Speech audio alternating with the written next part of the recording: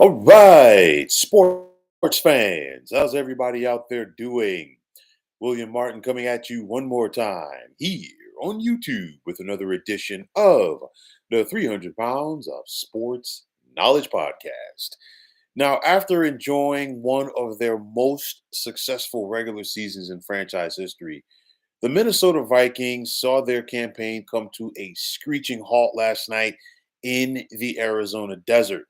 The Vikings got throttled last night at the hands of the Los Angeles Rams 27-9 as the Rams basically punked them and took their lunch money. We saw the Vikings go 14-3 in the regular season for their second best win total in franchise history.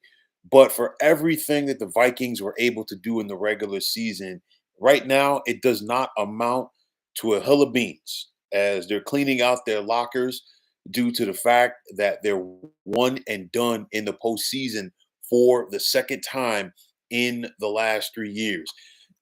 We saw a huge letdown for the Vikings coming down the stretch of the regular season. Minnesota was 14-2 heading into their final regular season game with the Detroit Lions. And of course, that was a big game, not just for the NFC North title, but also that contest was going to determine home field advantage throughout the playoffs on the NFC side. The Vikings hung in there with the Lions for that game for about three quarters before Detroit pulled away in the fourth for the convincing 31-9 win. And just like it was during the regular season, we saw the Vikings lose earlier this season to the Detroit Lions, and they followed it up the next week with another loss to the Los Angeles Rams. That's basically what happened here again. So one could ask, were the Vikings shell shocked, uh, following their loss to the Lions, and was there some carryover to last night's game? I think it's possible because, if you're Minnesota, you went from possibly being at the highest of highs.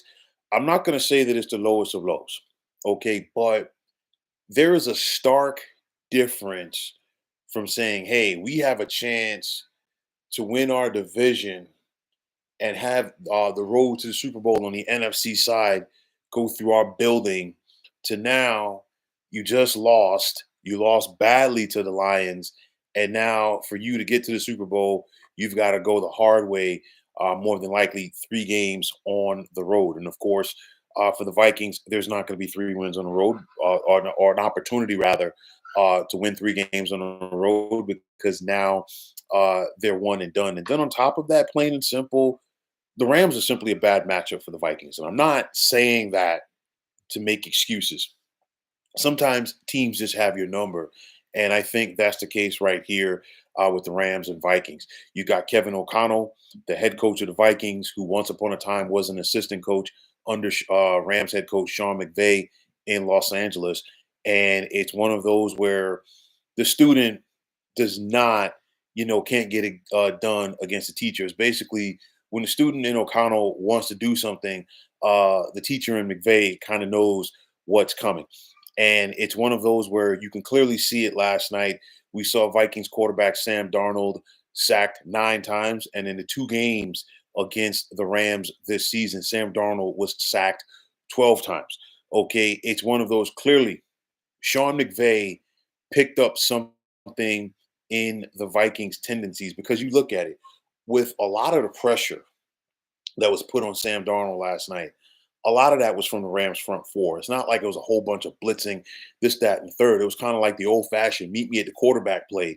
And everybody was taking a turn getting to Sam Darnold. And the thing you have to factor in is it's not just the sacks, it's also the pressures. Because when you talk about a quarterback being sacked 9 times, you got to double, possibly even triple that, the hurries and the pressures that he was getting throughout that game. And, throughout the season, you basically saw Sam Darnold, be a smooth operator back there in that pocket, be calm, cool, and collected at times. He never had that opportunity last night as that Rams front was all over him like ugly on an ape.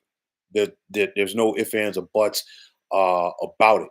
And it wasn't just about the the Rams defense. It was also about their offense as well because they went to town on this Brian Flores led defense. And honestly, at the end of the day, it was for the most part a domination courtesy of the Rams. And to their credit, the turnover, the scoop and score by Jared Verse, late in the second quarter.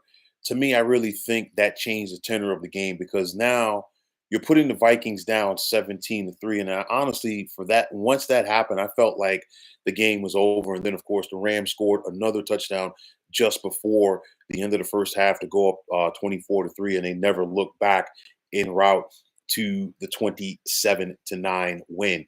So you look at the numbers for this game, and it's one of those where a lot of things were in favor of the Vikings, but it's not going to be indicative of the final score. You figure the Rams had 10 penalties for 95 yards, while the Vikings just had two penalties for 20 yards. The Rams were just 2 of 10 on third down, while the Vikings were 6 of 17. Minnesota won the time of possession. They had more first downs, you name it. But the bottom line is this game was won in the trenches, and this game was won by the Rams defensive line as they went out there to kind of, in a way, honor from a different era. And I'm talking about, the fearsome foursome once upon a time, Lamar Lundy, Merlin Olsen, Deacon Jones, and the great Rosie Greer. Okay, they dominated for the Rams of the 1960s. But nonetheless, these Rams, these current Rams out there, they just put the pressure and consistently put the pressure on Sam Darnold and that Vikings offensive line. They were never able to make the adjustments, and that's a big reason why Minnesota's season is over right now. Now, I said a couple of weeks ago, I said this was going to be a make or break month for Sam Darnold, and it broke him. It didn't break him financially because he's still going to go out there and get some money this off season, but he's not going to get the money um, that he could have possibly gotten had he have led the Vikings to a deep playoff run and made an impact this month. You think about it, the last two games for Sam Darnold this season for the Vikings, and it could possibly be his last two games for the Vikings. Period. He was not great against the Lions in that NFC North Championship game, de facto, if you will, to end the season. 18 of 41 for a buck 66, no touchdowns, no interceptions. He was sacked twice. QBR of 17.4, rating of 55.5. Last night against the Rams, Sam Darnold was 25 of 40 passing for 245, 62.5 completion percentage, one touchdown, one key pick. And like I said, he was sacked 9 times, a rating of 77.6, and a QBR of just 13.6. So at the end of the day, he didn't play his best. The Vikings as a whole did not play their best. And at the end of the day, their season is done. Now, I'll tell you like this, a lot of the focus is going to be on Sam Darnold because when teams win, the quarterbacks for the most part get a lot of the credit. And of course, in this case that they lost, he definitely deserves some of the blame. Okay. But now with Kevin O'Connell as the Vikings head coach, you've now lost two games and your teams have not looked well in those games. Go back 2 years ago, the Vikings won the NFC North. I think they were 13-4 that season. They were big time favorites at home against the New York Giants, and they lost that game. They lost that game to a Daniel Jones led Giants team. And now this time around, it's the same old story for the Minnesota Vikings under Kevin O'Connell. They simply have not gotten it done. And you think about it, as dynamic as Justin Jefferson has been, of course, the quarterback play in these games have not been great around JJ, but still, now in two games for him in the postseason with Minnesota, Justin Jefferson just has 12 catches for 105 yards and zero touchdowns. So basically, you look at last night, the Rams were able to create that pressure with their front four. And by doing so, they were able to drop back in coverage, make Justin Jefferson work for every single catch. And then at the same time, they took the other guys away. I mean, Justin Jefferson last night had 5 catches for 58 yards. TJ Hawkinson had 5 catches for 64. Jordan Addison only had 3 catches for 29 yards. So they really never allowed anybody, from the Viking standpoint, from an offensive standpoint, to get that get off. And it's one of those, they created pressure. If you think about it, at times this season, in the games where Sam Darnold did struggle, times he did struggle, the Vikings were facing teams that were able to create pressure up front. I think back to the Jacksonville game. The Vikings did win that game 12-7, but that was arguably Sam Darnold's worst game of the season. He's 24 for 38 passing, no touchdowns and 3 picks. But the Jaguars' offense was not that great either, and Minnesota was able to survive. So you're looking at it right now, and of course, the question is going to be, do the Vikings run it back with Darnold, or will it be time for them to hand over the keys to the offense to JJ McCarthy? I'll tell you like this. I said this a couple weeks ago again. I really thought it could be a possibility, depending on what Sam Darnold did, that this month at least, that the Vikings, maybe they bring him back and maybe they go and trade JJ McCarthy. But I think they're going to look at the entire body of work for Sam Darnold for the season, in my opinion. But with that said, I don't see the Vikings getting into a bidding war. They could franchise him, of course, but I think they are ready to put the keys to the franchise in the hands of JJ McCarthy. They invested a lot in him. He was an early first round pick, and I think that they believe that he is going to be healthy, of course, but he's also going to be their guy going forward. Sam Darnold, plain and simple, overachieved this season. This was the best team that he's been on where he's gotten an opportunity to be a starter. Remember, last year, he was a backup quarterback for the 49ers, but of course, different situation. He brought in the backup Brock Purdy. This time around, he was brought in to compete with JJ McCarthy. But of course, JJ's injury in the preseason made it a lot easier for the Vikings to simply go out there and turn things over to a Sam Darnold. And a lot of people, still with that said, did not expect Sam Darnold or the Minnesota Vikings to have the type of season that they did. And like I said, it simply was not a good game for the Minnesota Vikings. I'm not going to say they picked the wrong time to play their worst football, because again, the last two teams that they lost to are two teams that beat them earlier this season. You figure the Vikings will now finish this season with a record of 14-4.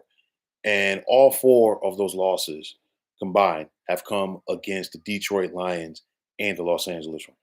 So if you're the Vikings, you got to figure out, what can we do to get past those teams now? And of course, in the case of the Lions, you got to face this team twice a year in that division. So you got to figure out how you're going to get over that hump. You were very close at home earlier this season. It was basically a walk-off loss that gave the Vikings their first loss of the season when they lost 31-29 to Detroit. And this time around, clearly things were a little bit different in Week 18, and then they still have not figured out the Los Angeles Rams, which plain and simple are their bugaboo. So I think going forward, clearly Justin Jefferson is not going anywhere. We're talking about one of the most electric wide receivers in the NFL, and he's going to be wearing a purple uniform for quite some time. But now going forward, it's just about getting JJ McCarthy acclimated, maybe looking for some tweaks on that offensive line, and seeing what they're going to do, and maybe possibly having to be in the market for a new defensive coordinator, because Brian Flores' name is going to come up with a lot of head coaching vacancies around the NFL. And if there's a job that intrigues him enough, it might be adios to the Twin Cities for Mr. Flores. But nonetheless, great regular season for the Minnesota Vikings. This team, plain and simple, they overachieved. They could not get it done. The Rams were the better team. The Rams were the better team in both meetings this season, as this game, just like it was in the regular season, was won in the trenches, and Kevin O'Connell and company never had an answer. But folks, that is going to wrap it up. And as always, I want to take this time out to thank each and every one of you for tuning into the 300 Pounds of Sports Knowledge podcast here on YouTube. I want to take this time out to thank all of you fine folks out there for tuning in. And if you have not already, please feel free to subscribe to this channel. Now, if you're on the X, formerly known as Twitter, please feel free to follow me at 300 Pounds of Sports. And like I always say, if you follow me, it will be my pleasure to follow you right back. There's also the sports discussion group on Facebook at the Sports Depot 365. Now you can check it out. Drop a line and be a part of one of the better sports debating sites going on social media. So, once again, fine folks, my name is William Martin. I am signing off, and I'm saying take care and have yourselves a wonderful day.